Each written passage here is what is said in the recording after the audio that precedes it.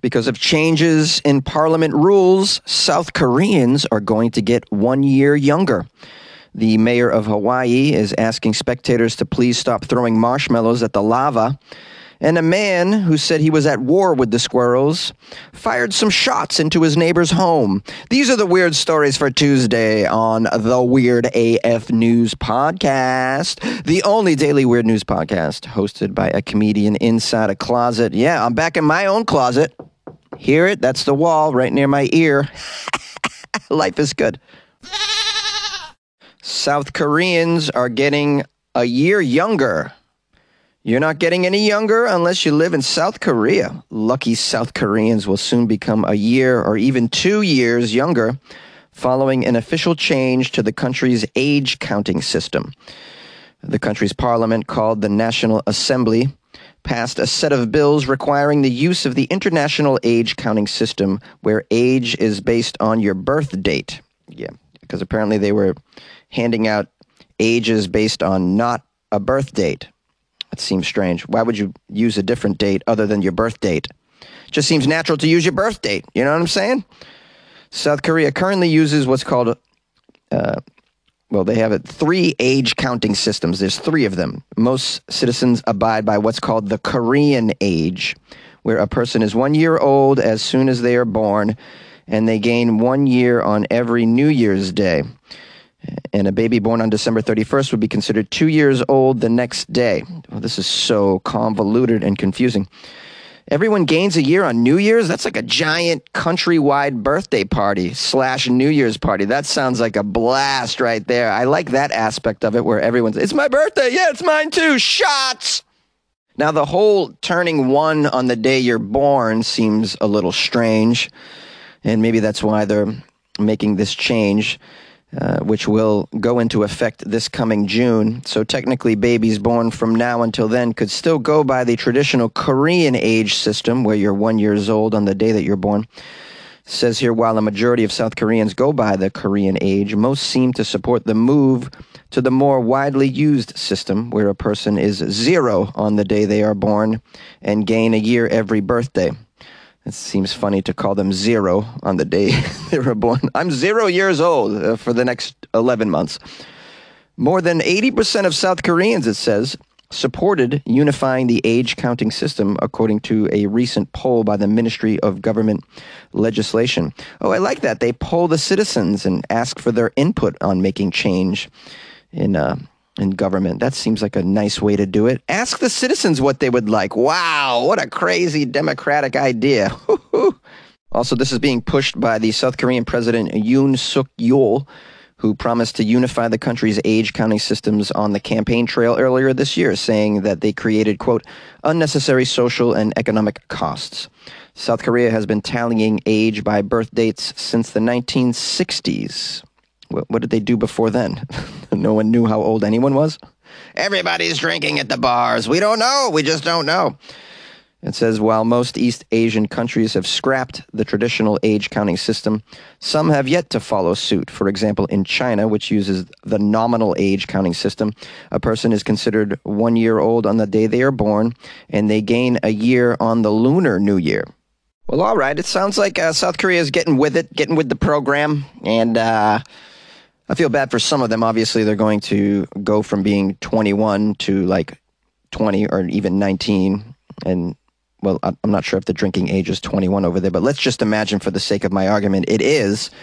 One day you can go to the club with your friends, and the next day you're shit out of luck because you just moved it back 2 years. That could be an issue. And then, of course, you have the whole voting situation where some South Koreans, depending on whether or not there's an 18-plus voting age, as there is in a lot of places, they may have their voting rights sort of reneged for a year as a result of this. But, I mean, you got to crack some eggs to make an omelet, as they say, guys, right? Huh? I made that up myself. You're welcome. The mayor of Hawaii is asking people to please stop throwing marshmallows at the lava. As thousands continue to flock to Hawaii to see the eruption of the Mauna Loa volcano, which continues its slow advance toward the highway, The county's mayor is urging spectators to please be respectful of the lava. Please respect the molten lava.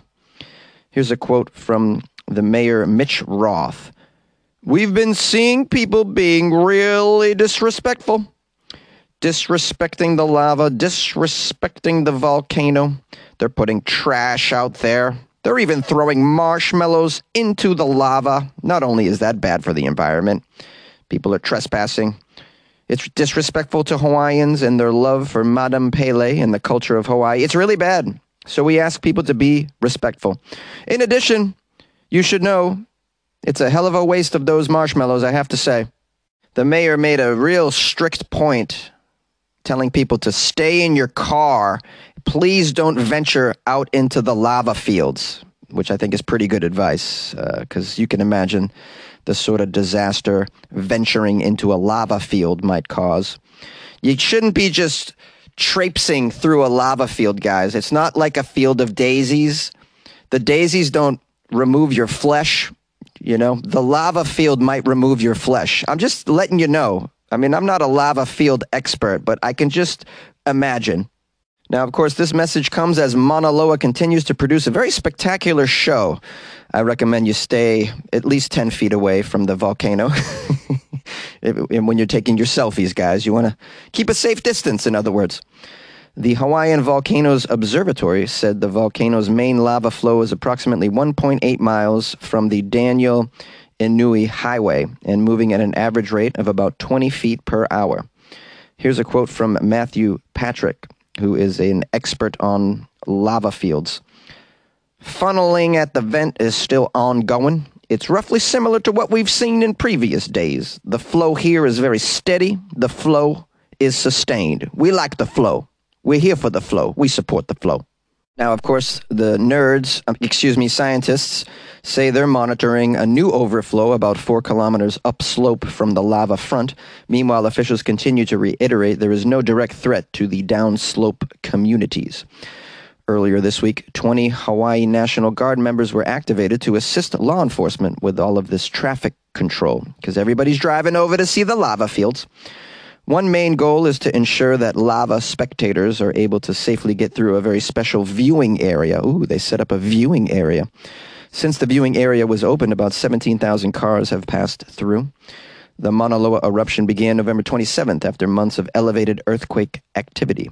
The 13,681-foot Mauna Loa volcano had been rumbling more in the last several months, prompting many to believe an eruption was imminent. The last time this spectacular volcano erupted was in 1984. Well, look at that. We're learning a little bit about volcanoes, a little bit about the history of Hawaii, and we're learning about safety, guys. It's important. One of the things that I like to impart on Weird AF News is information that leads to your non-death. Yay! You like podcasts? You're listening to my podcast. Maybe you thought to yourself, I'd like to make a podcast. Too difficult. No, not with Anchor. Anchor has free creation tools that allow you to record and edit your podcast from your phone or your computer. Anchor distributes your podcast to Apple, Spotify, Stitcher, and more. They have advertising integration, so you can even make a little money off your podcast. Everything you need to make a podcast in one place. Download the free Anchor app or go to anchor.fm to get started. And good luck with your podcast. Good luck with your creation. Good luck with your life, man. A man was at war with squirrels and was subsequently arrested for shooting through his neighbor's house. We have a man in Minnesota who was arrested because he attempted to shoot at a squirrel. But instead, the bullet missed the squirrel and went through his neighbor's window. The media identified the man as 76-year-old Michael James Powers. 76-year-old Michael James Powers sits on his porch with his rifle. Get off my damn lawn, squirrels! Just blasts away. This is how he's spending his retirement, shooting at the squirrels. This guy, Powers, is facing a couple years behind bars and multiple charges, including recklessly handling a dangerous weapon and felony discharging a firearm within a municipality. After the Powers neighbor discovered some bullet holes on the siding of his home and a bullet on the window ledge in his son's bedroom. In his son's bedroom, it's like a bullet could have lodged into his son. This is horrible. Anyways, the neighbor notified the police department, And in addition to finding the bullet, broken glass was inside his son's bedroom as well. The bullets were all from a .22 caliber rifle. The media reported a total of 6 rounds hit the neighbor's home in total that they found. Now, this guy Powers, the old man shooting at squirrels, told the police he was trying to shoot a particular squirrel. And this was a red squirrel who was his enemy, it seems. He had a beef with a squirrel that apparently was on his bird feeder from his bedroom window. Police say he was taken into custody. His wife told him, quote, "Well, I told you." That's the quote. That is. The police say his wife actually said that as they were arresting him. "Well, I told you, dummy. Don't be shooting at the damn squirrel. Oh, you so dumb." Now, Powers, who has a lot of Florida man qualities, that's what I like about this article. It took place in Minnesota, but this is like a Florida story. Powers explained to the police that he shot at the animals, quote, more than one animals, about 6 times total in the last 2 years when they got inside his bird feeder. And he told the police it was a war. Yeah, quote, it was a war. A war between him and the squirrels. Powers also informed the police that he actually thought that he struck the squirrel, and he was pretty happy about that. And he also claimed he only pulled the trigger 2 times the day of the incident. Pulled the trigger. "I only pulled the trigger twice in my neighbor's son's direction." What's the big deal? It wasn't like I shot 8 rounds into his bedroom window, just a couple. I mean, come on, man. Wow, everybody with the guns over here, man, and they are not afraid of pulling triggers, as you know. We need to somehow test these people. You can't. I mean, just bring them in every year and re-ingratiate yourself with local law enforcement and let everybody know that you're not a crazy person now. Because as you get up there in age, man, maybe your gun should be removed from your hands. You know what I'm saying? Now, look, I'm not trying to age shame here. I'm just saying, yeah, people lose their minds over the years. Some people are born with a lost mind, and other people, they sort of grow into a lost mind. And those people ought to be monitored a little bit more. Maybe take away their toys, I'm saying, you know? Like, give them give them some pictures and be like, now, would you pull the trigger at any of these in the following picture? Circle the ones that you would fire at, and here's the circumstance. Well, a squirrel on my porch? Hell yeah! A Bigfoot? Yeah, I'm definitely shooting at a Bigfoot. I've seen a few of them, man, out behind my shed. I'll shoot that Bigfoot, man. I'll shoot it. Yay! It's beginning to look a lot like weird news everywhere you go. What's up, y'all? It's your trustworthy daily weird news host, Jonesy, back in Los Angeles after being in Dallas for several days. Had a lovely time. Shout out to the city of Dallas for making me feel very welcome.